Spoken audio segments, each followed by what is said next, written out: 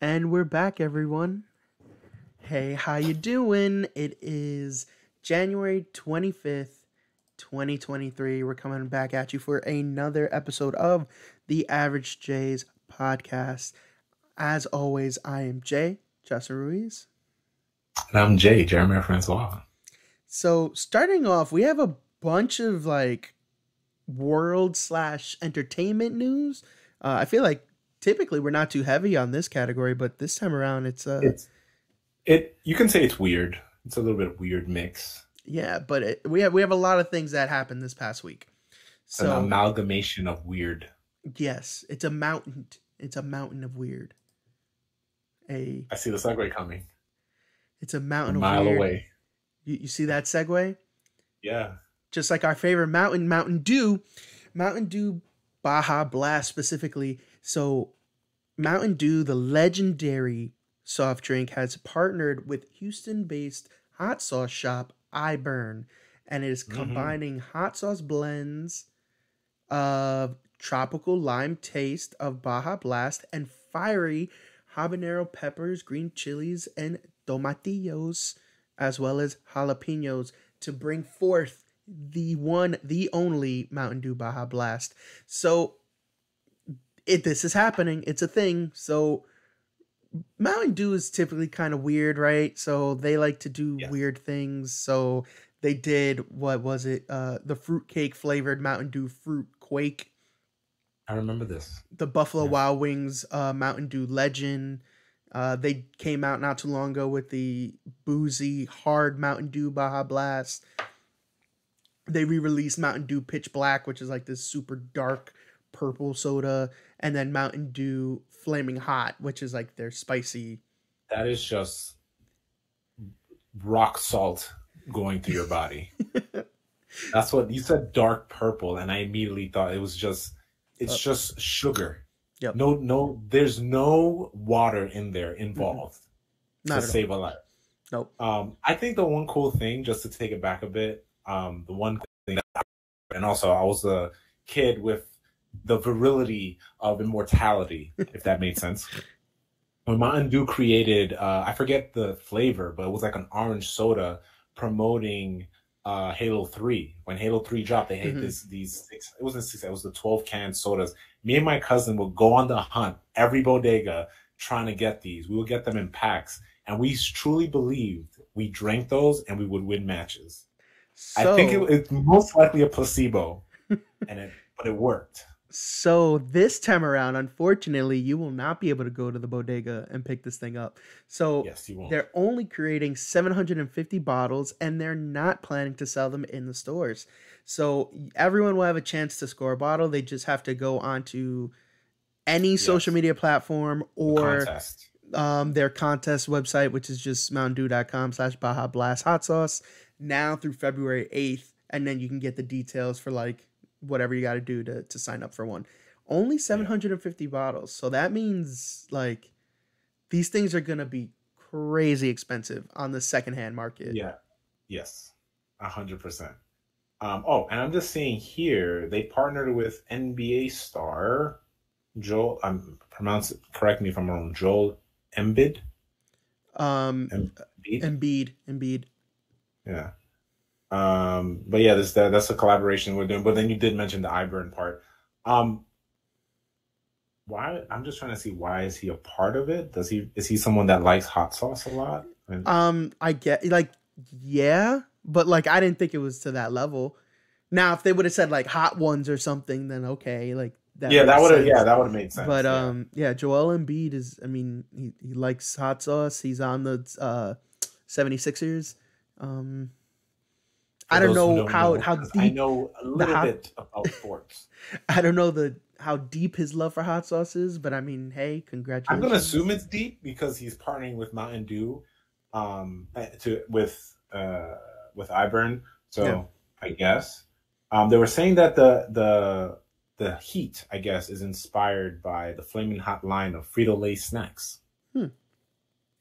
I dig. I I'm just dig. curious about this. Like, what do you think? Like, would you try this if it was If available I off had the it in store? front of me, 100%. Got it. Like, would you go to the store and try it? Like, if they were selling it off like Rite Aid or whatever, I mean, if it or was readily available, I'd probably try it. gotcha. I I really like wouldn't because I I really like Baja Blast, so I'll give it a try. I okay. didn't Because looking at love the bottle, I didn't love the it rem- hard Baja Blast that they came out with. you did it or you I did didn't? not, but I Oh, do okay, enjoy regular Baja Blast. got it, got it. Why didn't you not like? I don't know, it Oh, didn't taste right. Like the balancing between the alcohol and the it's like actual you tasted soda. all the chemicals that they used to Yeah, infuse like these I things. tasted too much alcohol and it didn't mix correctly with the chemicals. It was kind of like a cheap whatchamacallit, like First a world cheap problems, seltzer type deal. chemically, Yeah, it was. Yeah, first world problems for sure. just chemical infused foods. But looking at the bottle, because some Mhm. depending on the image that you're looking, so the image I'm looking at is on the website Takeout. So the image they use, Okay. it looks green. It reminds me of like Oh no, it's a green. spicy verde or Yeah. is it verde spicy whatever. But in some of them, it has this blue tint to it. So I'm like, So because I guess that's the Baja part of it. I'm looking at the official Mountain Dew Oh, the website. picture that they released. Oh, And on IG. it's actually through foodnetwork.com, but the picture is Ah, off of the Mountain Dew website. And it is very similar to, it's like a bluish green, kind of like you mentioned. It's similar to the Baja Blast color, but a darker shade. And you can tell the viscosity, it looks, not thick. as thin. It doesn't look as thin. It looks like a little thicker. So, It's like hot sauce. hearty, Yeah, hot sauce like consistency, not Campbell's, like the, not the chunky Campbell's. But um. it definitely looks thicker than the soda. So that's good, I guess. Yeah, you wouldn't want it to be like the soda. No. But Anywho, sticking with this theme of food and beverage and other weird collaborations. So M&M's have officially cut ties with their spokes candies.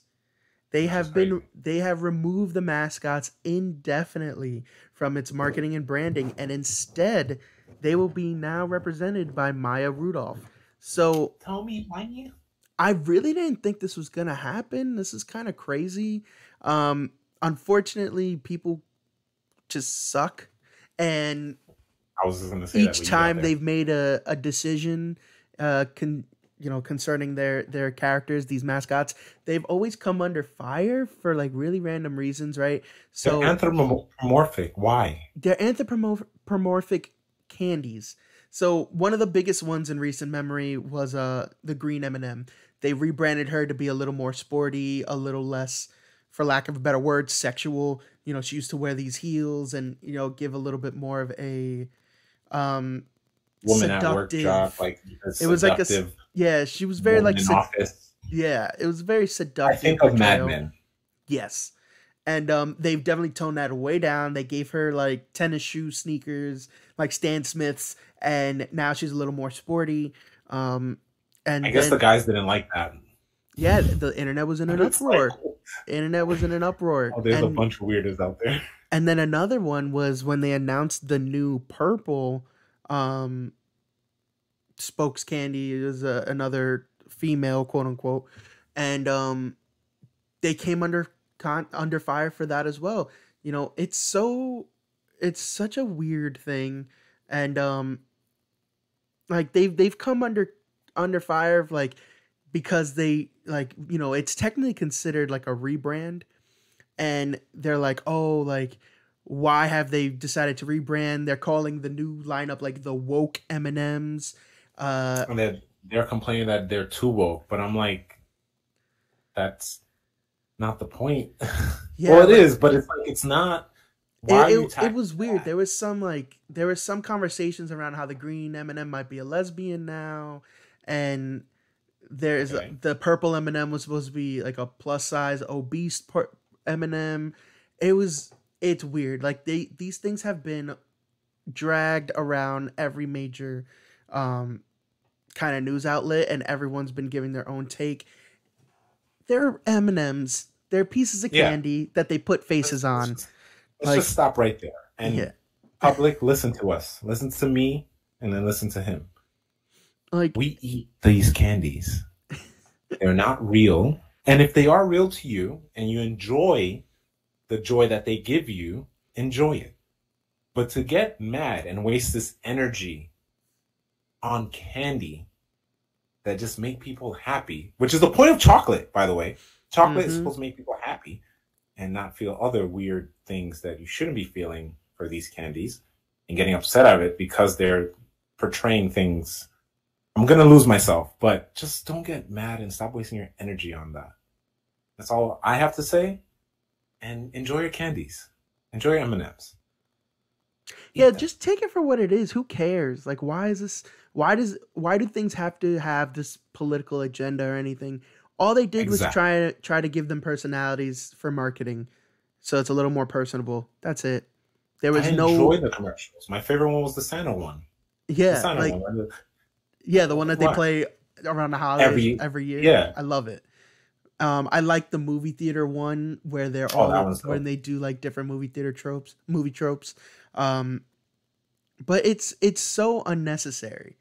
Yeah, And it's something to look forward to now that I think about it, as you say those things. Because let's say in the future with our kids, our grandkids, they're like, "Oh, this is fun." There's a multiple, I guess, Eminem cast, and it'd be like, yeah, "Yo, we could talk about back in our day. There was just only yep. two spokesperson. Now there's just the whole color is there. They all came to life. It's like it's kind of like this. If you think about this, like form, long story form of like Toy Story, where these M&Ms are just popping up out of nowhere. Hmm. But then it's just like now you're taking away someone's creativity now. Yeah, like And it was clearly meant to be fun and just a good time and to breathe life into these everyday things that we eat. And for them to come under so much controversy that they feel the need to completely do a 180 and just go with a human spokesperson, like that kind of sucks. It's like yeah, people don't know when to stop, and they're putting so many agendas against random things that it's kind of like the masks it ends with up like COVID. taking some magic away. Yeah, You know? like I like Maya Rudolph. There's nothing wrong with her. It's Yeah. just she's a great person to choose, but it would have been dope if she was included with them, like her interacting with the Hmm. M&Ms. If hopefully they decide to bring them back, that'd be dope. Yeah. And Um, they've had actors like interact with them before. yes, yes, Even in that Santa commercial you're talking about, like it's a human counterpart with the red and the yellow M&M. yeah. So yeah, hopefully this is people need to stop criticizing everything and just kind of let things be. I'm gonna date That's myself right now. Take a chill pill, guys. yes, take a chill pill. Talking about dating yourself and taking chill pills, you know who took a lot of chill pills back in the day? Ooh. Ben Savage, star of the Ooh. 90s sitcom Boy Meets World. Everyone's favorite little brother is now a super old adult. Well, maybe not super old. Let me not Yeah, go not too super old. crazy. I think he's in his like 40s. He's Yeah, he's 42. 42. So he is now running for Congress. Well, he's planning I to like to see my run for man grow Congress. up. Well, he's been grown up, but he's taken up to the next level. Yeah, so he's registered to run as a Democrat in California's 30th congressional district, and he filed that paperwork with the Federal Election Commission this past Wednesday. So literally a week ago to the day, he he's geared up to be a congressman. Like I mean, I just thought this was fun. I don't have any leanings for or against. I think it's cool. I would like to see what he's all about. He's a Democrat. Let's see what his platform's going to be. But Honestly, if you're thinking outside of what he is gonna do, I think this is we all grew up with him, right? I mhm, think people our age that are in this realm of politicking, politicianing, whatever the words are, mhm. it's to inspire them, um, Democrat or Republican. If it's for the people and he does good things, I think it would inspire people to work for the people and not for themselves. And I can only assume this is just you know, I know in Boy Meets World he played a character, but I hope that Corey is still in there and he just knows when to do good. Like if for those who's watched the show, you know he's obviously like a regular kid learning from right and wrong, and he's gotten older and wiser. So hopefully we can see all the things that he's learned as an actor and as the kid himself, and getting a little meta with this, but bring this goodness to the political world. And then for people that are in our age, also being inspired to do good in this political world as well, if that makes sense. I don't know if you can clear that up for me. No, I mean, I think you said it pretty well. I think it would be an awesome thing to show people, like, I don't know, to see somebody that you like, obviously, even if it's an entertainer or whatever, see someone step into that public service role and do a good job and give back to the community. I think that'd be great, and that would be an awesome thing for a lot of people to see. And these little things could give us hope and continue that lineage of giving back. Yeah.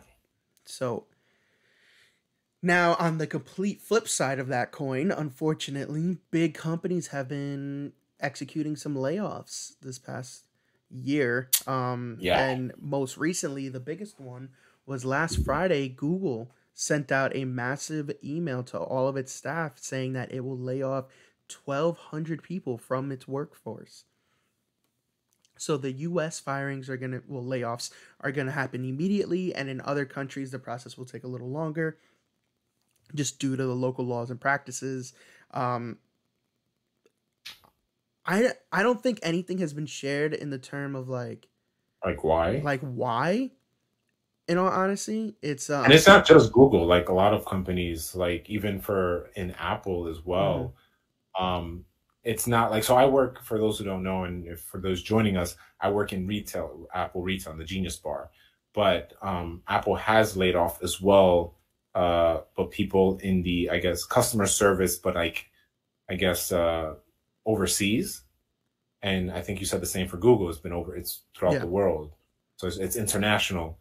There's a lot of big companies are just laying people off, and then there's no clear reason why.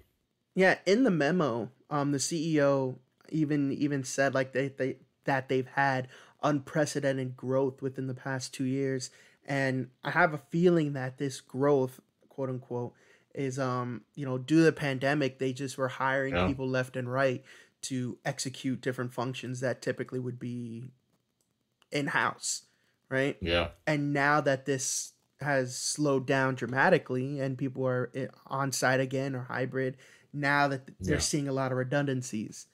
So in the memo, they said that they, looked across the entire corporation and they found positions that needed to be let go. So they're not doing it super abruptly. They said that they will pay employees during the full notification period. So a minimum of 60 days. So 2 months of pay. Then on top of that, they're going to be giving severance packages.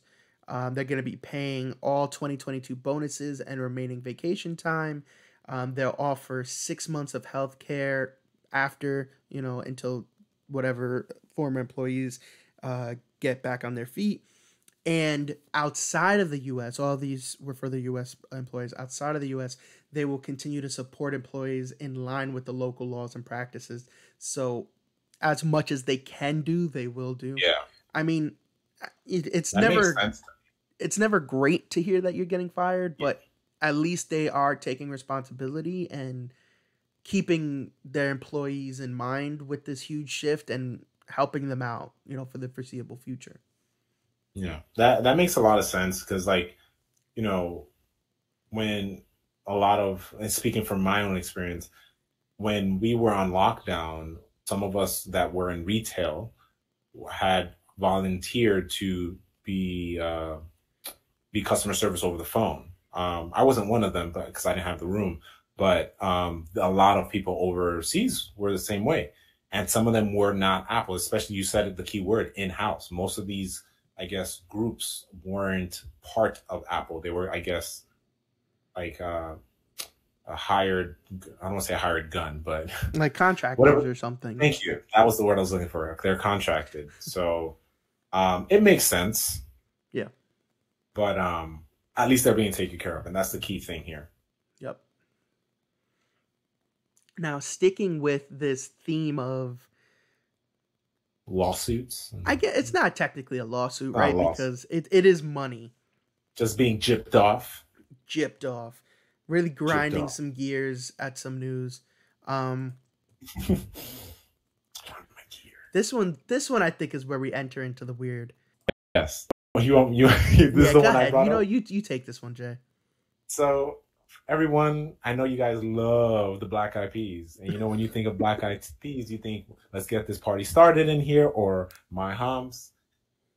But My Humps is the one that we're talking about right now. So Black Eyed Peas is suing. Well, the Black Eyed Peas label is suing a toy company because they used their song called My Poops, which is a parody of My Humps. I can't even say my words because there's a lot of P's in them words. So this toy line, it's what, unicorn toy, but rip off poop. I don't know the toy, but it's like a unicorn. They're like unicorn toy baby things that poop out rainbows, I guess. So basically, if you know how the song, you know how the song goes, it's called My Humps, My Humps, My Humps. The toys say My Poops, My Poops, My Poops. I listen to it. It's pretty catchy, but then at the same time, it ruins the song My Humps for me. So basically, where is it? I had it right here. So the toy also dances in a song called My Poops whenever its heart-shaped belly button presses. It's being pressed. So this is in the actual toy itself. Mm-hmm. The manufacturer had produced the video as well. So this is going along down like making the toy, producing a video. It's like, did they even talk to these people to make this song? Well, I mean, typically, right? It's parody, right? Because it's okay. I guess, but I again, this is not my field of knowings. Mm-hmm. I only know bird law and plant law. But how far does parody, like when I think of parody, I think of Weird Al. Yeah. And he made his fortune by just parodying. But I guess it extends to if you're trying to sell something, like sell toys or sell some sort of memorabilia or material. I think that's when you cross the line. So it seems like what they're going with is that it's too similar. Like the lines are just too similar. Like in the chorus, it's just what you're gonna do with all that poop. So literally, it's the same lyrics, just like switching out humps and poop. So the lawyers allege that My Poops infringes on Black Eyed Peas' surprise 2005 hit song, and 75% of whose publishing rights belong to BMG, thanks to the corporate acquisition. BMG is, I thought it was here. I'll find out who BMG is. But there was something else that I saw here that had my attention.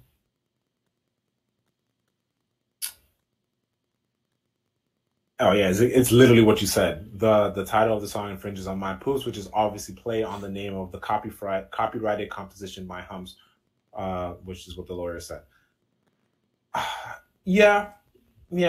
I think I'm a let this one go and say, yeah, that's wrong. Because to be honest, it's something I wouldn't do either. Like if let's say in my line of work, I'm a writer and I just go and write something verbatim, specific, not like someone's book, but someone's song in my book, I would have to reach out and be like, can I use this? If I get the okay, then it's like, okay, I had the permission. That's where contracts come in. Like I got the permission to use Justin Timberlake's, song, whatever song pops up in your brain. I get to write that entire lyric in my book. Then I go, can I use this? Because if someone reads it, the first thing they think of is Justin Timberlake. And then next thing you know, people are like, yo, this guy wrote this book, Justin Timberlake songs in it. And then they start selling my books because of his words. Yeah. That's how I'm thinking how that works. I'm boosting my sales because of someone else's work. Yeah. I mean, technically that's what it is, right? When it's parody, it's supposed to be inspired by, and like you can mock or use whatever, but it's to a certain extent. Like you can't literally just say the exact same thing and call it a parody. It's kind of like the same thing where a couple years ago with Nathan Nathan Fielder, the comedian that did Dumb Starbucks. So he had a show called Nathan for You, and he used to do like these crazy things. Oh, I And remember that. Okay, I didn't know so his last name. one of the things that he did was he made a coffee shop called Dumb Starbucks, and literally did the entire thing the same as a regular Starbucks, and just put the word "dumb" in front of it, and it was in California, and it made the news. He got a cease and desist the next day because he stole the entire idea. It was supposed to be a joke. He actually made a ton of money off of it, but like he didn't expect it to grow that much. But that's kind of like the same situation. He only changed one thing, and he was like, "Oh, I can get away with it." And it's like, technically, no, you can't.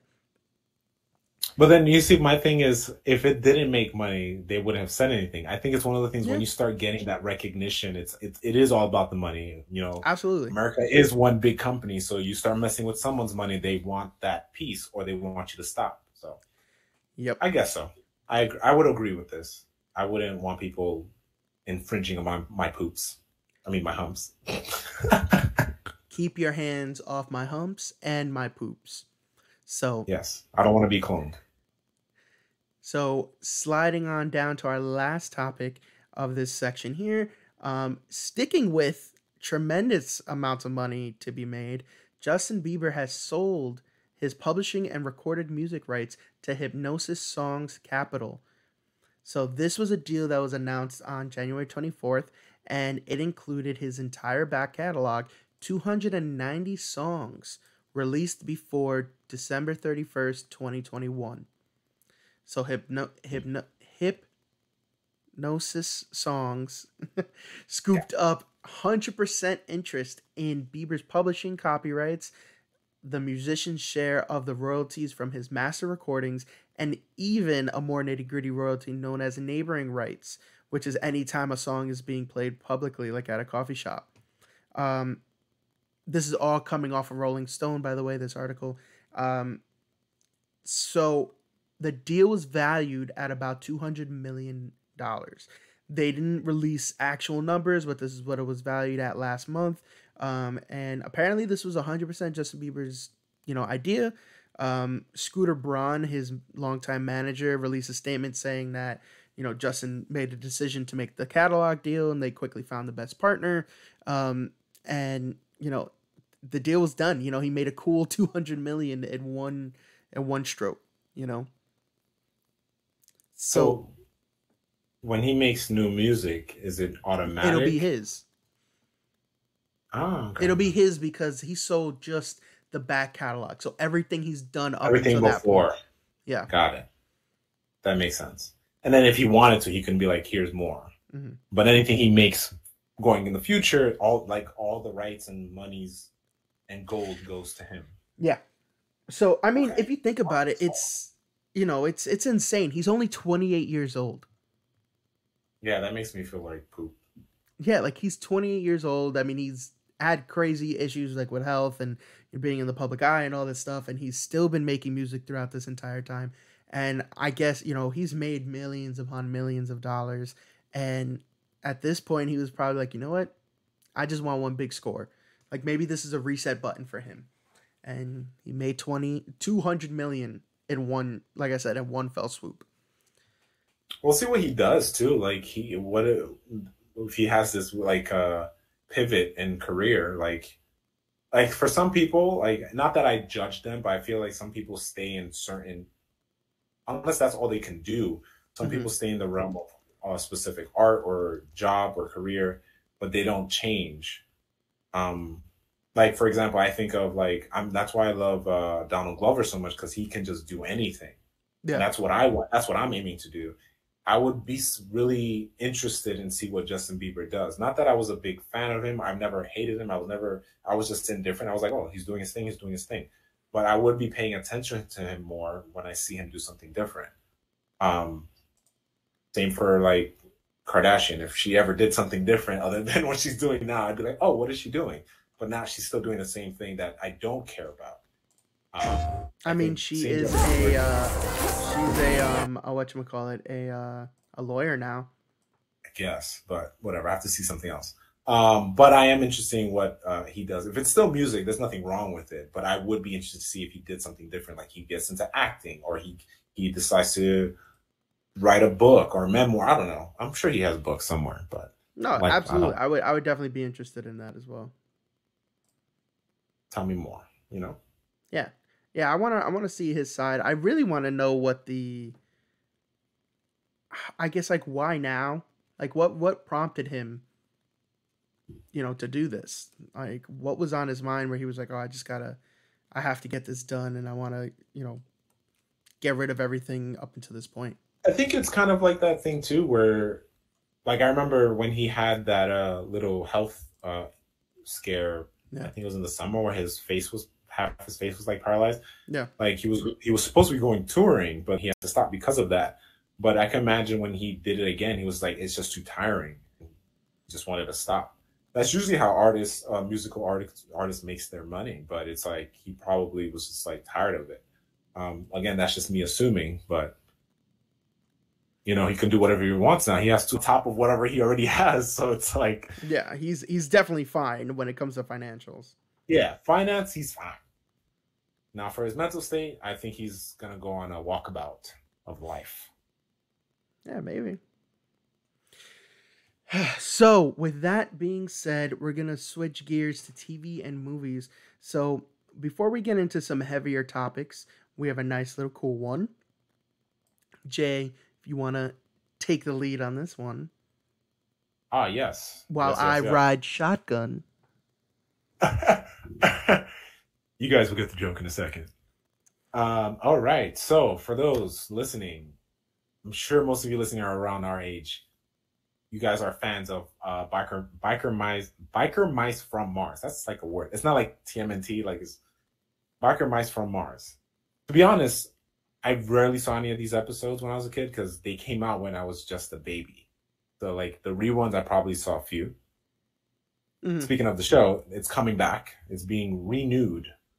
I believe it's going to be on Netflix because of a toy company that has a partnership with Netflix. That's why I believe they're going to be rebooting the series on Netflix. They're planning on making some toys, and what goes along great with toys is a show. So that's supposed to be dropping, I want to say in 2024, but I could be wrong. But for those who don't know, the show is created by Rick Unger. These characters came from a planet in space that was destroyed by this evil or whatnot, and they came to Earth and they realized the same evil is there, and they're like, we're gonna stop this evil from taking over. I feel like this is in the same vein of like when TMNT was at its height. You got the Street Sharks, you got the Biker. Yep. Like this was it's the same thing. I honestly, for like a couple years now, I've been waiting for Street Sharks, but I know this is not the top. That's not the topic because I really love Street Sharks. I used But to this, love I Street think, Sharks. I and for those you guys, if you guys listening or watching right now, you can see I'm a little giddy about this, but I hate reboots, but like something like this, I think it's just yes, it's for money, but there's something about it. I don't know. I guess it's the nostalgia of it that I'm It's excited to definitely see the this come back. nostalgia, but for these like I guess a little more niche properties, right? Yeah, There is a level of passion because to actually yeah, bring this exactly. back is a huge lift because these are not the Teenage Mutant Ninja Turtles, right? This is not a household name. This is something that, in the back of certain generation of nerds minds, they remember this. Yeah. And It's like when you see the those memes, it's like memory unlocked and they show you yes. something that you're like, whoa, I forgot that I used to watch. Like that's one of those It's shows. exactly like that, and it's not like even back when when it had its original run, it wasn't like the killer app, right? Like it wasn't doing, bonanza numbers. It was doing well for a kids cartoon, but that was really it. Like I said, it wasn't to the level of a Ghostbusters or a Teenage Mutant Ninja Turtles. It wasn't like that, but it Yeah. enjoyed popularity in its own right, and to see it come back, like this could not have been an easy thing to pitch in the room. No. Like somebody saying biker mice from Mars, I can bring it back. Like there must have been a lot of convincing, and for it to come back, you know, my I guess expectations are a little high. I want to see some good stories and I want to see some great animations. Yeah, it's by so the company I was looking for. It's by the company Nacelle Company that are behind the Toys Who Made Us, which Hmm. I believe you told me about Hmm. that. Movies That Made Us. That's another one you told me about, and then Kevin Hart's Guide to Black History. So they've had their hands in Netflix for a while. So Yeah. that's why I still believe they're going to bring it onto this platform. But they're already working on. You might know this. I don't know of this show. They're developing a show called Robo Force. Does that sound familiar to you? It does not. But they've been working on it for a while because it's based on '80s toy line, so not a show. Hmm. So I don't. I would have to Google that. Honestly, Um, if it's that team, all my faith is in that because that team, I've talked about it on the show before. Uh, those, at least their documentary style stuff, so the toys that made us and the movies that made us, they did such a fantastic job because yeah, they really did a great job. Not only getting the information, but portraying it in a fun and entertaining way, and serving up really nice intros and stuff. So I have no doubt that they'll do great. I will jump on that wagon with you because you know when I think of doing reboots and doing them right, like Netflix Voltron, to this day, that gives me so much inspiration. I love that show. I remember waiting for that season, but for season. This Yep. is another show that is. This is a show rather is getting its first, I guess, reboot by a company that loves the past, and they're gonna treat it right. I will again. I'll jump on that wagon and have that high expectation. I want to go find the other show and just watch it, just to like get all my knowledge and experience from it for the technically my first time. Just so I can enjoy and appreciate what they brought to this table and see what if they give it the level of love that Voltron had on Netflix at the time. Because I Uh, remember that Voltron was on Nickelodeon for a time, but that didn't do so hot. I That was think it was a different Voltron. it was a different Voltron. It was Yeah. like a different take. It was weird Yeah, looking. I think it was. I also think it was like the 3D animation. I never got It was into it, yeah, yeah, yeah. but when I saw it come to Netflix that first season, I lost my mind, and I That first watched episode was an hour, and I thought there was gonna be more hour episodes, and I was like, no, this was it. that first season was absolutely beautiful, Hmm. and I unfortunately I didn't continue to watch it. I mean, it's still on Netflix, but that first season I was rabid for it, and I loved it so much. It did so good, and I was happy that it did good because it breathed new life into an awesome property. Yeah, agreed. But now getting into some heavier topics, unfortunately, um, the Sadly. co-creator and voice of Rick and Morty, Justin Roiland, has come into some hot water this past week, and he's been not only let go from the show, but other, I guess, services have cut their ties with him as well. So Rick and Morty and Adult Swim have ended their association, but he's also been cut from Hulu, where he has a couple of different projects. Solar Choice. Opposites, as well as Koala Man, the new show that was coming out. Well, it just came out, I believe, like a week ago. And then on top of that, Squanch Games, the game developer that Justin Roiland helped create, um, Yeah. he technically they didn't cut their ties, but he resigned from the company. So all of these things are coming off the back of some pretty heavy um, domestic abuse charges that are finding its way to, like, I guess, like court and like kind of like the press. So he is facing two felony domestic abuse charges from 2022, and this comes from a an ex that he used to live with, his ex girlfriend, and it's rough. It's I When I first saw this, I was like, unfortunately, in this day and age, you don't really always know what's true. So I was kind of hoping that this wasn't a thing, but No, it's true. Yeah. He was actually arrested and posted his bail back in August 2020. He pleaded not guilty to both those charges. Um, and unfortunately, this is coming back up, and it's scheduled. The reason why it's coming back up is because there's a pre-trial hearing that's scheduled, so it's actually going to trial, and I think it's starting. Yeah, Thursday is the pre-trial hearing. So now we're gonna start to find out some more kind of insider information on what this case is about and what actually happened. We're gonna find out the details. Um, he's pled not guilty. All the statements that have been released around him have just been like, this is not true.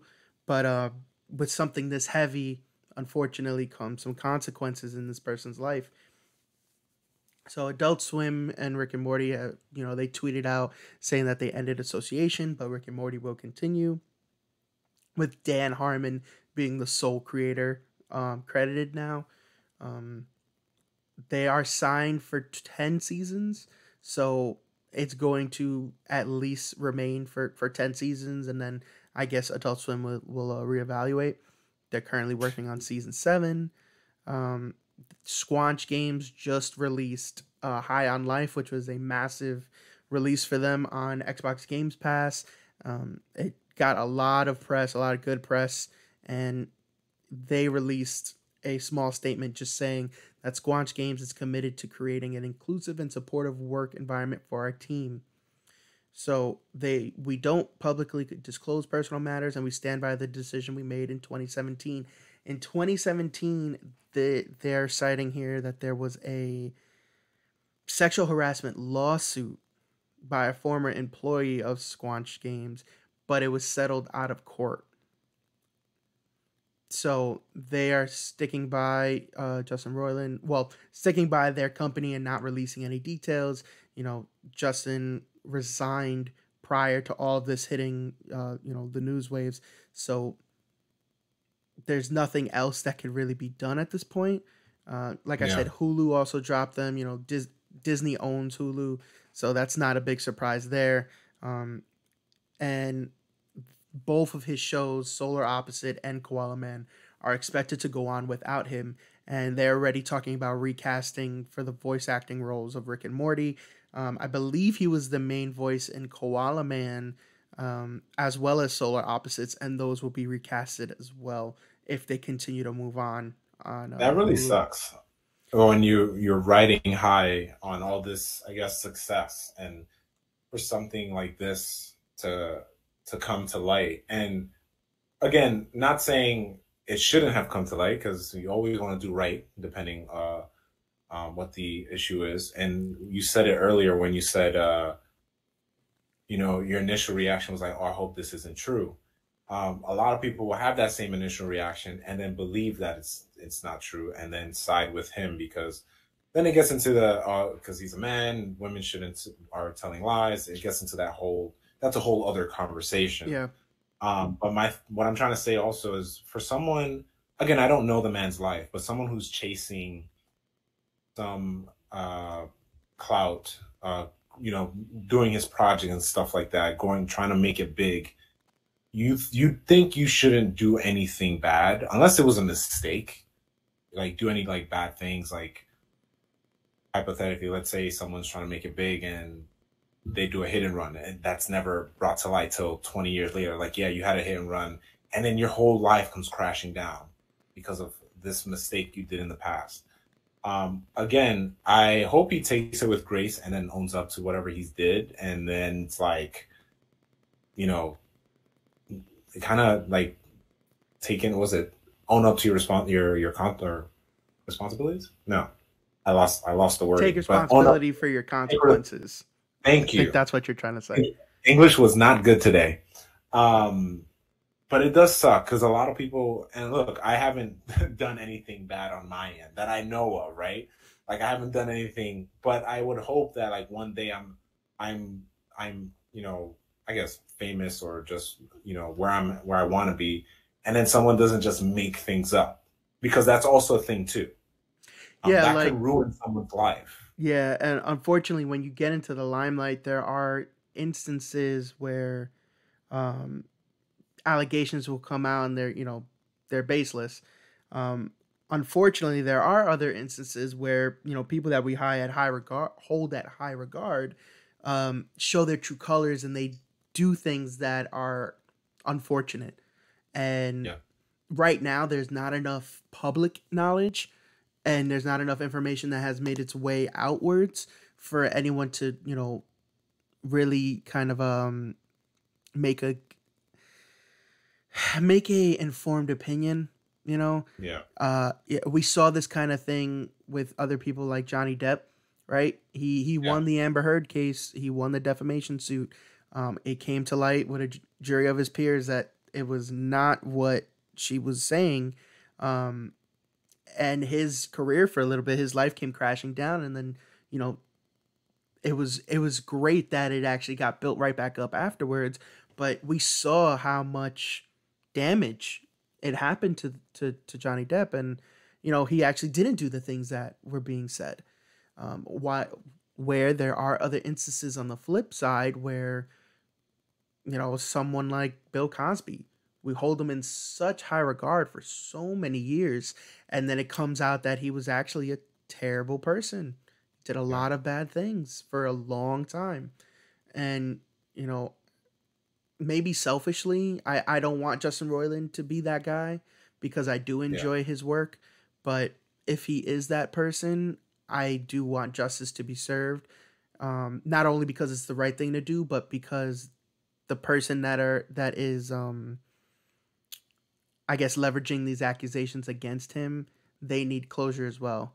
So Yeah. if this is real, if this really happened, then she deserves every right to kind of get things sorted out.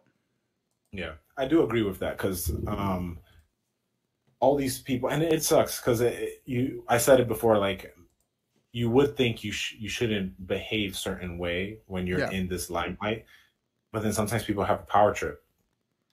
yeah, They abuse it, and it's something that they can't help. And I'm not trying to say that they're I'm not trying to make an excuse for them, but it's just that's what happens. People get this ego and they're just like abusing their power. yeah. So hopefully, we get some more information going into the weekend, and then next week we have some more updates. But for now, the status of his shows are and projects, they are moving on without him. So let's just stay tuned and see where it goes from there. But with that, let's kind of give us a little bit of eye bleach here and ear bleach and just kind of like move forward. Um, Jumping from streaming platform to streaming platform, this was kind of like a I roll kind of a roll your yeah eyes moment. want to keep this short and concise Yes. because that's upsetting. I think all I need to say is the headline. Netflix claims it's never canceled a successful show. Lost in Space, and there are more, but that's the one that just came to mind. I'm going to say that one more time. Netflix claims it's never canceled a successful show. Inside Job. You want to do it Cowboy one more Bebop. time? Because Cowboy Bebop. In an interview with Bloomberg, Netflix new co-CEO Greg Peters and Ted Sarandos opened up about the streaming platform's decision-making process. We have never canceled a successful show. A lot of these shows were well-intended, but talked to a very small audience on a very big budget. The key the key to it is you have to be able to talk to a small audience on a small budget and a large audience on a large budget. If you do that well, you can do that forever. The Get Down. I loved that Oh, show. the Get Down. Yeah. I stopped forgot about that watching show. it. I finished season one. Season two was, and then they canceled. I just stopped watching midway because I was like, what's the point? It was so successful, and they canceled it. Netflix, if you ever hear this in the future or now, you're wrong. Okay? You're wrong. Like, it's so They're sad. pushing their their fans at this point, because Netflix was in its own entity was a wasn't well as I said, it was an entity and it had fans. You're pushing people away with your policing on password sharing. Like you're just pushing people away. Yeah. Stocks are going to be dropping. Like Yep. it's wild. Honestly, I don't pay for Netflix. I'm still stealing my cousin's Netflix at this point. But when that happens, I'm not gonna opt in. Yeah. That's gonna look. I've been a good boy. I haven't pirated for years. That's a lie. I pirated here and there, but I haven't pirated for years. I've been on my 2 year time skip when it came to pirating. Now I'm just like, you're gonna put me back into it. Yeah, I don't know. I don't pay for my Netflix. I use my parents, but um, But wait, but I'm you're on someone's. yeah, I'm on someone else's. I'll let it Yeah. slip. I don't care. Like, there's not enough on Netflix to hold me. Like, there are like I do go to Netflix for a lot of different things. But I don't mind waiting a couple months. Like, I don't think I'll lose any sleep over it. The main thing right now, I just started that 90s show, so I would like to finish it. But the only other Other than thing, that, like you have that and Wednesday and something yeah, else. Wednesday, but I already watched that. And like there's nothing else keeping me until those shows come back, right? The one property that I can see myself actually like signing on for is Seinfeld. So all of Seinfeld is on Netflix. Yeah. But But it's one of those things where what's to stop people, or what's for them to stop us from just, oh, let me do free trials, cancel, free yeah, trials, cancel. or like Unless they do a one-time thing where I was like, all right, now I'm gonna have to create emails. Like we're going back to those days. Like they think that they're doing something here, but it's like, why ruin it? I don't know. And the only thing I could think of is maybe they follow the YouTube TV model, which is like once every 3 months you have to log in from the IP address of the main account, and it's like, okay, that's fine, but All right, like it's tedious, but it's every 3 months. You'll I could do remember in that. 3 months. Yeah, I could do Yeah. that. I go to my parents' house at least once a month. But if they go full empire on this, then it's like, yeah, Yeah, but yeah, between cancellations and the whole thing with password sharing, Netflix is kind of in the doghouse for me. yeah, So that'd be it. That was nice and yeah, concise. that was concise. So with that, we get to slide into some video game news. Um, Yeah. Someone who's never gonna be in the doghouse for me, a property that's never gonna be in the doghouse, and I I'm don't think they've ever been. extremely happy that it's finally coming back. GoldenEye 007, the N64 classic, is coming finally to Nintendo Switch Online and Xbox Game Pass How this hard did they have to week. work to put that together? Because it was never an online game Nope. to do. I'm sure it didn't take much, but you still have to figure that part out to put it online. Yeah, I mean it's an ask. It's a heavy ask. For you Um, youngins out there listening, we had to go to our friend's house to play this. this was back in the day. We used to call it couch co-op. We would share a couch and play the game. Yeah, you guys may know it as local co-op, but it's called couch co-op. Split screen. We would have to try Screen and watching. You guys don't know what screen watching is. so the N64 classic GoldenEye 007 will finally arrive on Nintendo Switch Online's expansion pass. Remember, you do have to be an online member to have access to it. Like $20 a year, guys. Come on. Yeah. And Xbox Game Pass on January 27th. And just to update on what Jay said, it's actually you have to be in the upgraded tier because remember you need to have access to the N64 library. So I believe it's $40 a year. Is that, no. I think it's Oh 40. yes, you're right. Because if you just want to play online, it's like It's like the 20, cheapest. yeah. But if you're trying to do the expansion, that's all included. Especially if you play games like Mario Kart, you get the booster packs for free Yeah. because you already pay for all those things. Yep. Yeah, you get So like extra stuff. Be cool like us. so even though they're coming to the various platforms on the same day, the two versions of the game are not identical. So Oh, only there's no this cross platform. Only the Switch version will include online multiplayer. Ooh, Yep. that will make that like, yeah, let's go buy a Switch, guys. But the Xbox version will be the remastered edition that includes new control options, achievements, a 16 by 9 resolution, and up to 4K Ultra HD resolution. That makes sense.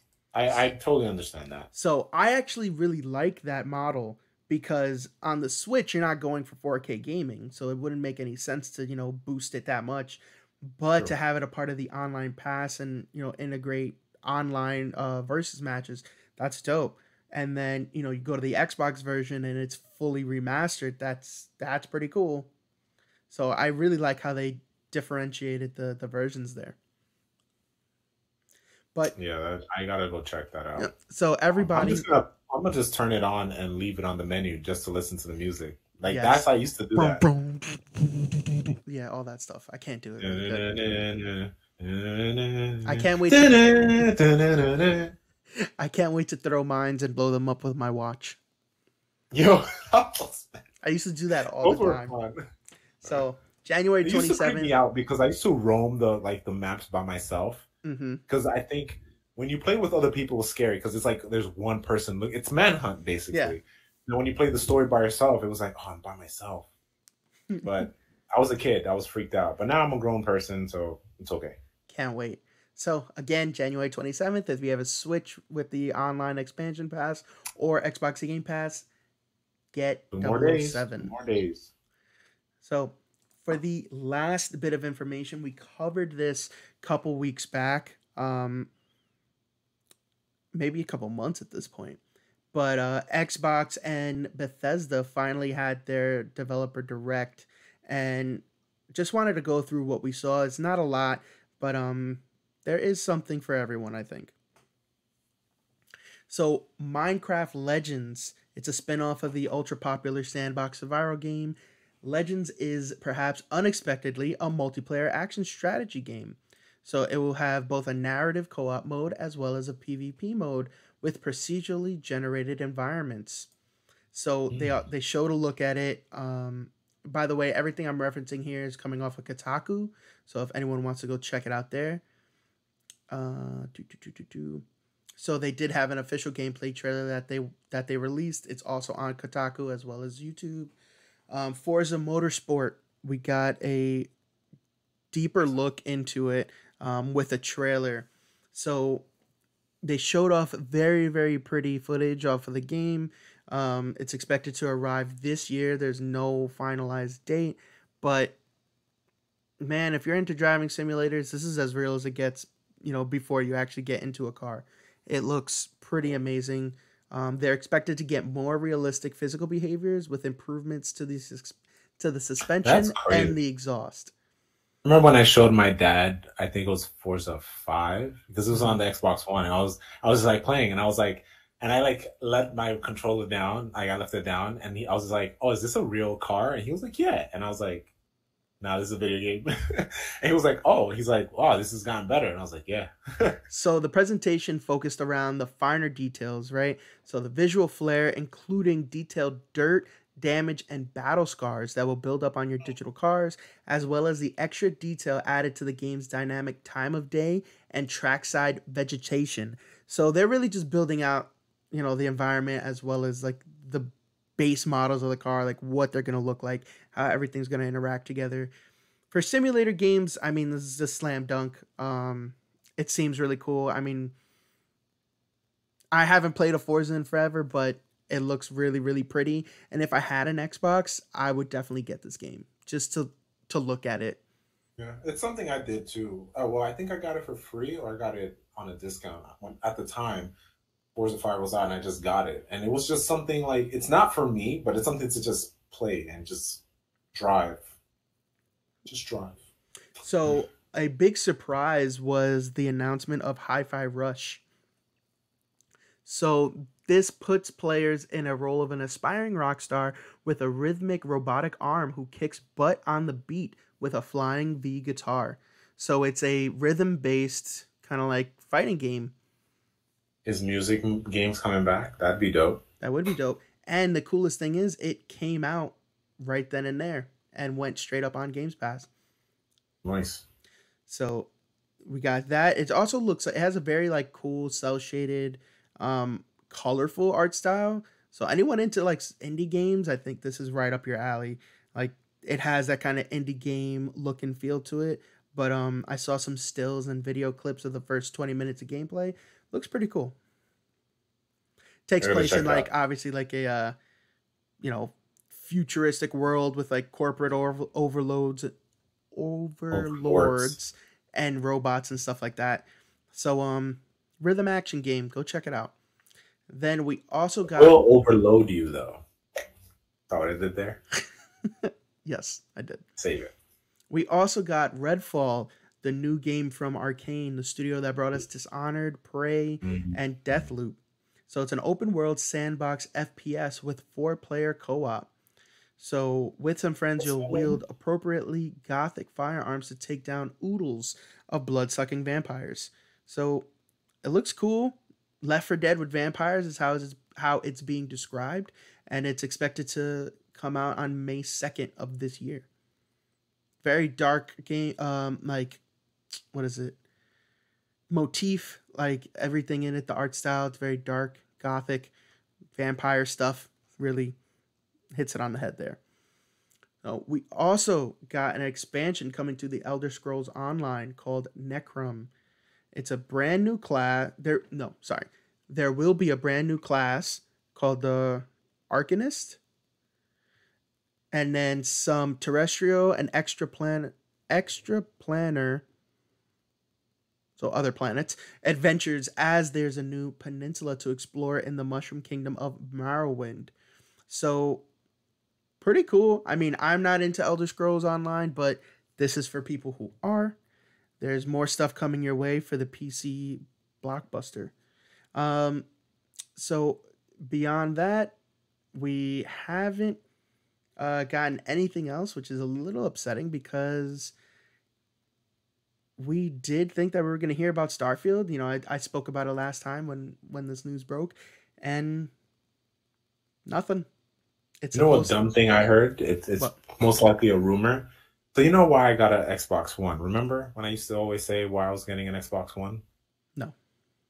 Remember the game Scalebound? Yes. With the dragon? So there's this rumor that they're going to work on that again. No, they're not. And I'm like, so I wasted my Xbox One money. They're going to make you waste Xbox I'm not getting One X. It has to come out before I'm not making that mistake again. But the thing is, I'm not going to get a system for that one game. Yeah. You know what I mean? Because that's kind of what I did for the Xbox One. Yeah. I got it, and then I just happened to get these other games, and I barely was on my Xbox. Mm-hmm. So if it does come out, I'd rather it not come out and let me be bitter, and then it actually come out on another system. Yeah. I will go punch a wall. That's how upset I'll be.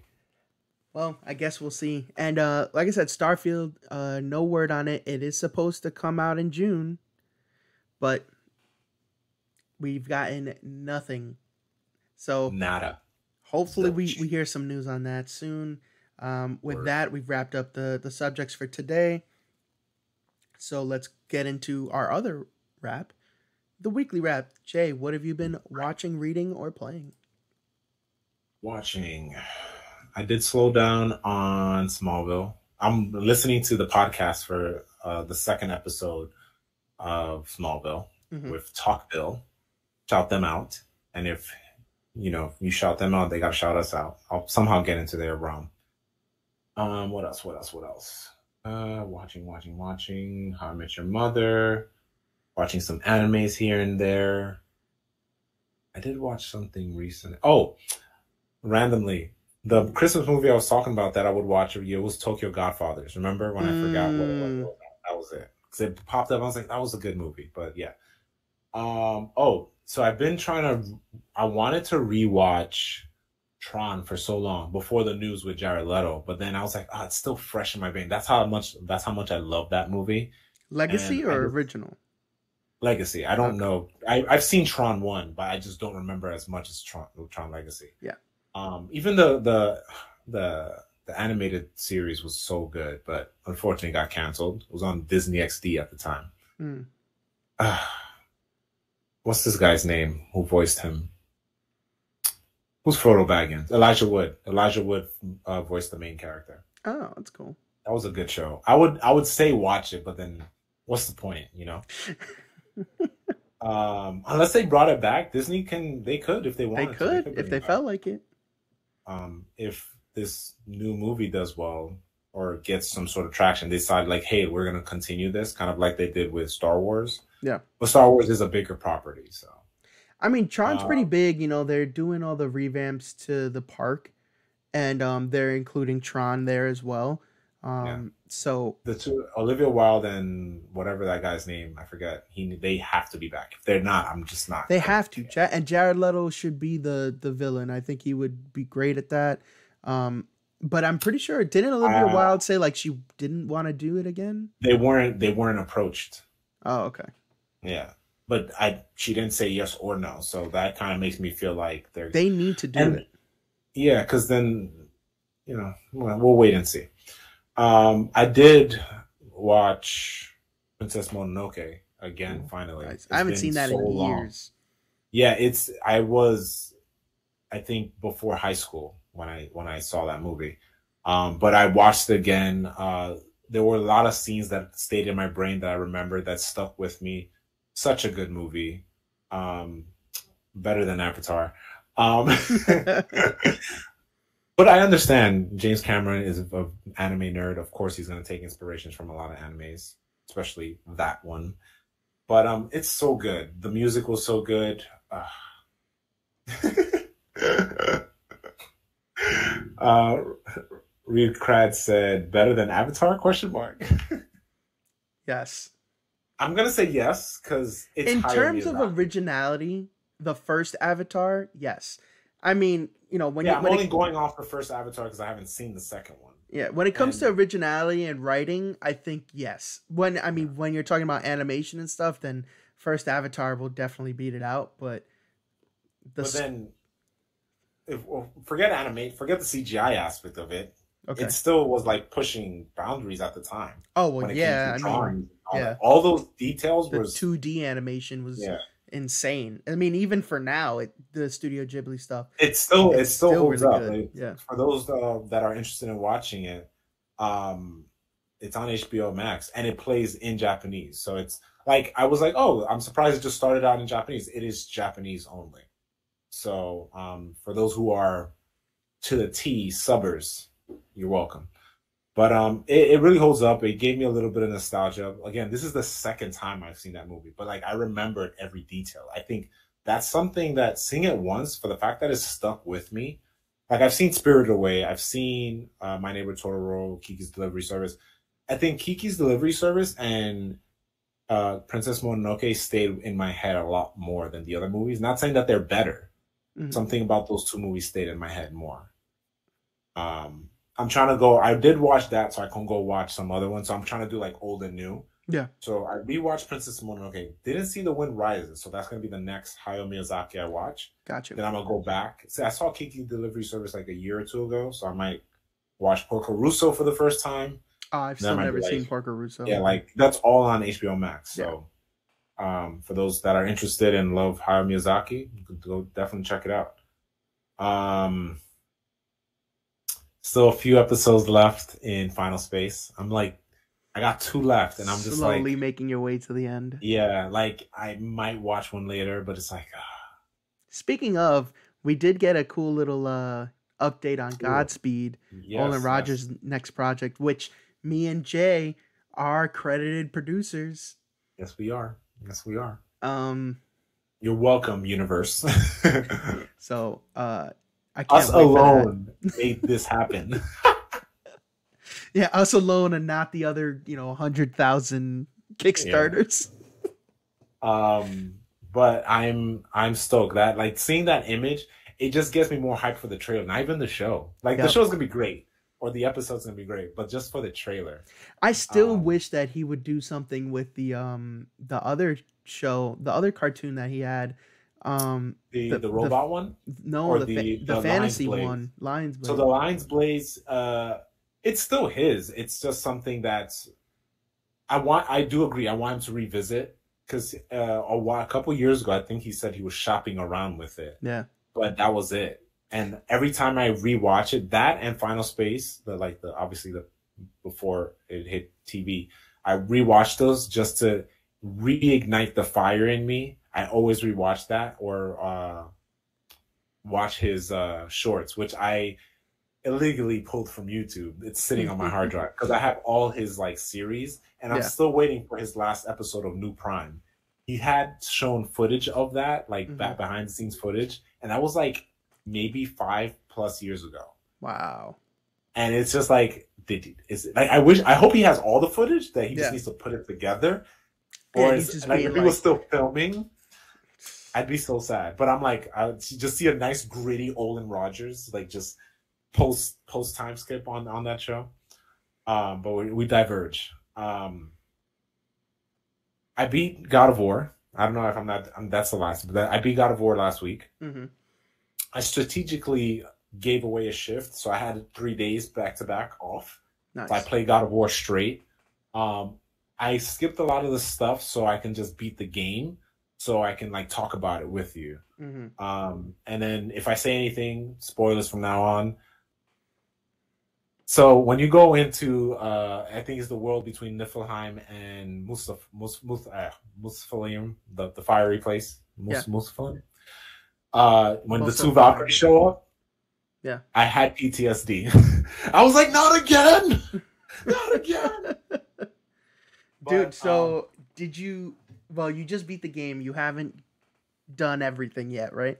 No, I know I have to revisit those like frozen statues, the guys that are just like frozen. Yeah, I have to revisit those. I have to do the berserkers, and then there's rifts. Like I knew where they are. Yeah. I completed a lot of the basic stuff, like the lores, the chest, all that stuff. Mm-hmm. I just need to revisit the other things. And now when you beat the game, you have to, spoiler again, Asgard's remnants. Like I know that's a thing. And there's something else that I don't know, but I do know I have to go visit. Because one of my coworkers says I should go visit before I continue on. But I am stoked the way this game ended. So thinking of the fights, when we're talking about difficulty, so I fought the Valkyries. I had PTSD, but I was like, I got this. Because remember, I said I was nice in the first game. So when they came back with the wings, like they did and then the spinning, I was like, no, not again. But I was able to handle them because what I liked is that their lives were short. You fight both of them at the same time, which we've never done. But when you kill them the first time, then their lives are refilled, I believe, twice. So you fight them 3 times, but their lives are refilled twice. So, but the things, they weren't that bad because I think now Atreus is actually more active in the fights. But it was very annoying that I kept dying because he kept getting caught. And I'm like, I got to keep going to save him. But luckily you have the lance or the spear rather to distract them, or anything you can throw at them just so they can drop him. Because I souped him up too. So he's like OP. I souped up Atreus, so he should be able to handle himself.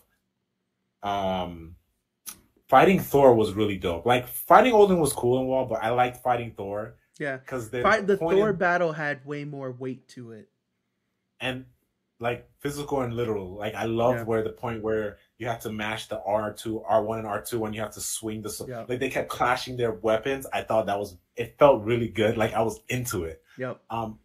He wasn't hard, but I did die multiple times. But I enjoyed it because I felt like, this is not a spoiler, but something in One Piece where Luffy keeps getting back up and he's just smiling. Like I felt like that. I was like getting back to fight Thor. I was like, I'm coming back. Fighting. I think I don't think I died fighting Thor. I died once fighting Odin. You died so Odin I died less. I think I died like two or 3 times. But he was like, it was just so much moving. It wasn't like engaging. It wasn't really hard. It wasn't hard. Yeah. So like again, it's one of those things, and we talked about this in our last episode or 2 episodes ago. It's like if you do a misstep, you're done. Like you can always come back, but it's like once your life is taken, you can't take any hits.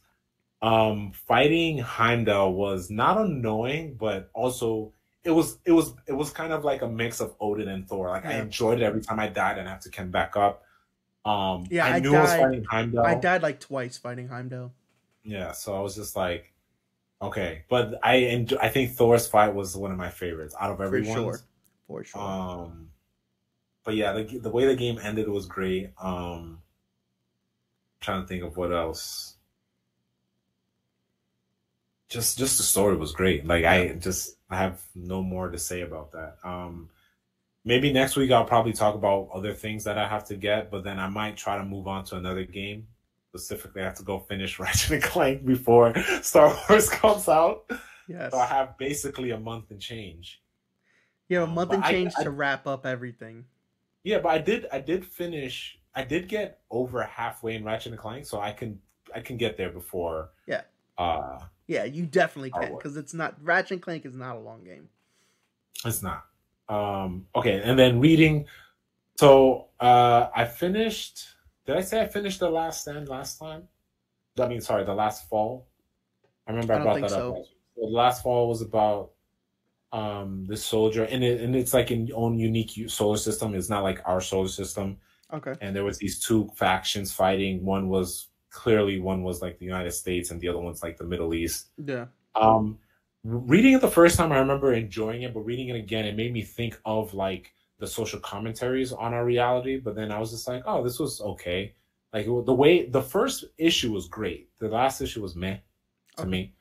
It's only 5 issues. The book that I read this week is by Brian K. Vaughan. For those who don't know, he's written Saga, Great. Paper Girls, Great. and there was something else, but I don't want to say DMZ, but I could be thinking of someone else.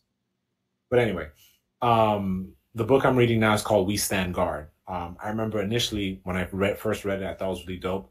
But speaking of, when I wrote Napoleon, I'm starting to see some similarities to certain things that I subconsciously pulled from there. I was like, oh, like this reminds me of this because I wrote this read We Stand Guard probably maybe 2-3 years before I started writing Napoleon.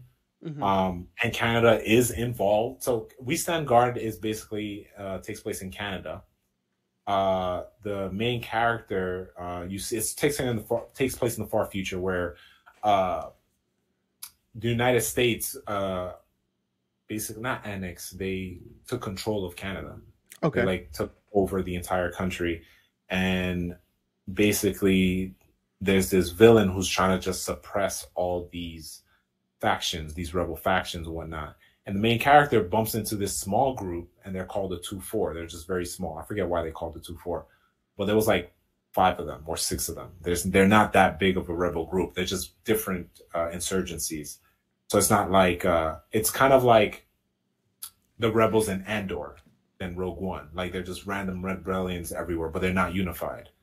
So the main character, she's just trying to look for her brother because they got separated, and they just go through they basically she ends up joining the group and then realizing that they have to go take the fight to the Americans. But looking at the story again compared to The Last Fall, it's that they're both short. It's like 6 issues. It ends where it's like in that kind of this note where it's like we just need to win the battle so we can have this war to basically inspire the entire Canadian country or the Canadian citizens because they're basically subdued. But I think it's a dope read for a lot of people to read. And yeah, Brian K. Vaughan. Like, I'm not saying he can't do no wrong, but it's a good book. I would definitely say take a read at it. Gotcha. Read at it. Take a read at it. Take a read. Look at it. Look at it with your eyeballs, with the shining spherical spheres in your brain. But yeah, that's all I read. Okay. Yeah. All right. So then for me, I still got to watch the second episode of Last of Us. I've been waiting for Erica to watch that with me. Oh yes, you're waiting for the missus. Yeah, yes. We watched the first episode of the 90s show today. It's very cute. It has a lot of potential, like solid. I heard Red and they're just hilarious. Yeah, Why am I forgetting they her didn't name? skip a beat. Red and Kitty. Thank you, Kitty. Um, Yes. Eric and Donna are in the first episode. Same with Jackie and Kelso, and they make a quick Is the appearance. entire season there? Excuse Is me. it like available? Yeah, The yeah. entire season. All 10 Okay, episodes dropped, so got it. you can just binge it however you want. But yeah, we got a bunch of cameos right in the first episode. It's even the first episode, it's a very clear homage Mm. to one of the like famous episodes from that '70s show. It was really good. I enjoyed it, and I think it has a lot of promise. So Hopefully they don't cancel it. Not saying I wanted to. I just yeah, hope they hopefully. don't. Netflix. And then I'm watching Parks and Rec. I actually want to start watching that again. I'm still in the middle of watching TMNT. I'm on season 3. Noise. I gotta catch up. What Well, else? again, because I was on season 4 before they took it off. Yeah, and I think that's it for watching right now. Have you ever gotten that far, by the way? Yeah, So where did you stop watching it? the last season, season 5. Wow, so you were actually watching? Well, you weren't watching it live. I was, Huh, I'm surprised because never you talked put about me on it, and I caught up to the last season was airing when, it. Oh, okay, and I didn't watch the last season. got it. Yeah, okay. Oh, I watched the 'Cause I first thought you- episode of season 5, right? Because it's 5 seasons. They changed the theme song Yeah. changes, and So I I like think- that thing. It's very I- jazzy, and I liked it. I watched the first episode live, and then I fell off.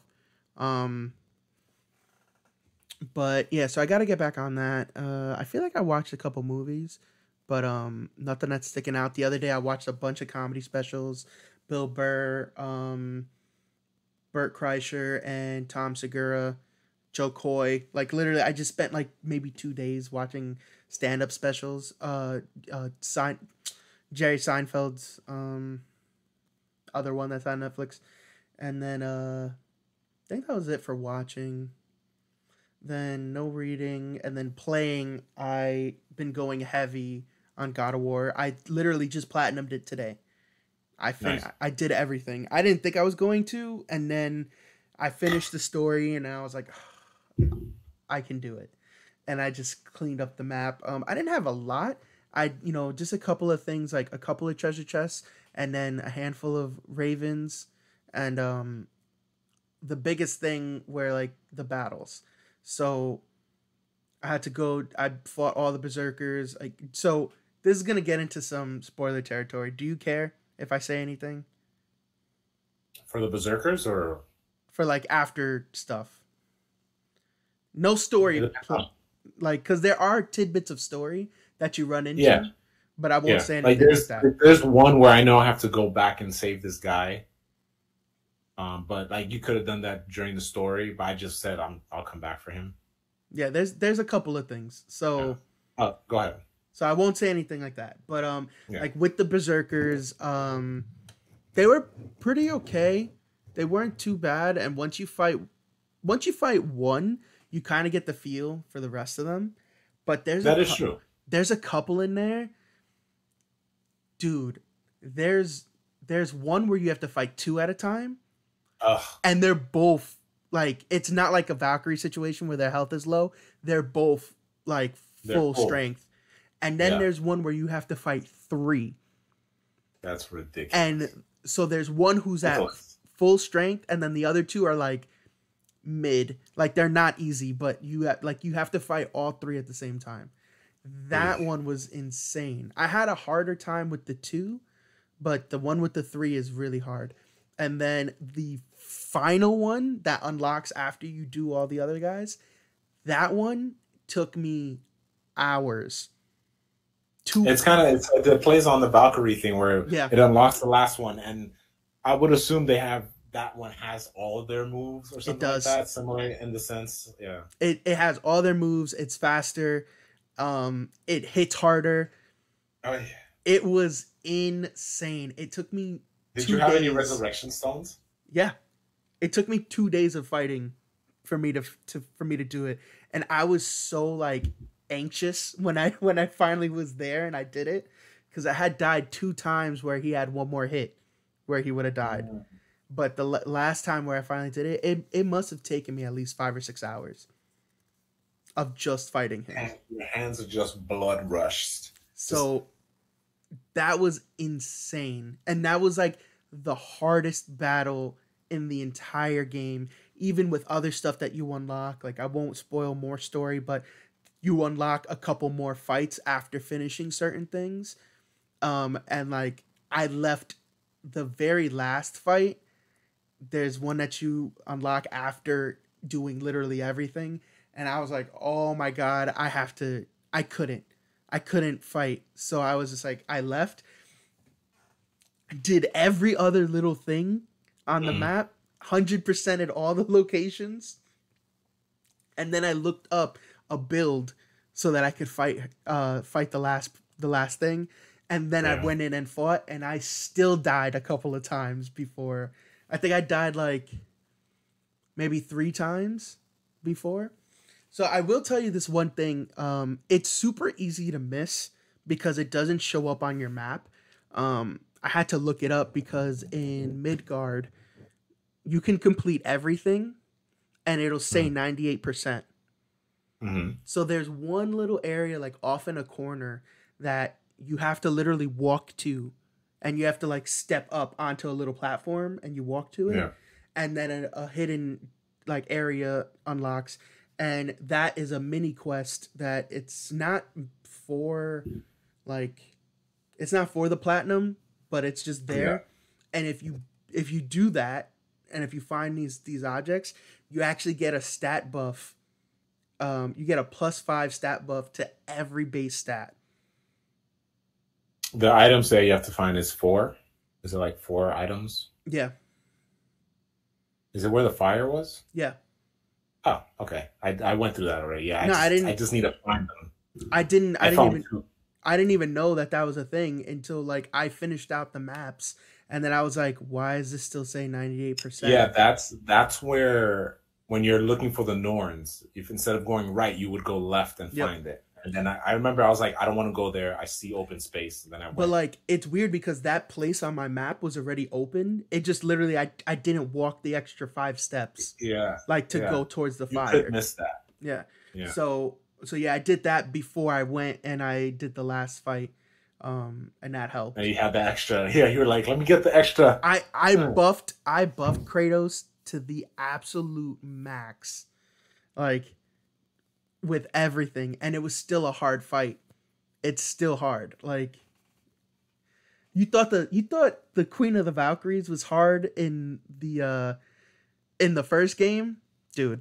I can't imagine. It's been so long, but like just having the final one, that boss has every move set of all the berserkers. Yeah. They're faster than all of them, including the last berserker that you unlock. And they have movesets from stuff from the first game. Wow. It's hard. And the first time you go in there, I was like, this is impossible. Like, there's no way. That's why I had to leave and come back. Not even the developers finished this. That's why I had to leave and come back. But I felt very accomplished at the end. I did everything. It was good. I got the platinum. It's attainable. It's not that hard, especially when it's the only PS5 game I have right now. So yeah, that's like, what else are you playing? Yeah, exactly. So it was very easy for me to just dedicate time. Speaking of PS5 games, I forgot that I had, because I got Miles Morales for PS4. I had the free upgrade. The free upgrade. Yep. Yeah, I was just like, it downloaded. I was like, oh. It looks great. I might just go play it again, because I have no trophies for it technically, because it's its own game. Your gamer score will include both of them though. It'll have PS4 version and PS5. So on mine, I have 2 platinums for Miles Morales. I have one for PS4 and then the other for the PS5 version. Got it. But yeah, great game. It was great ride all the way through.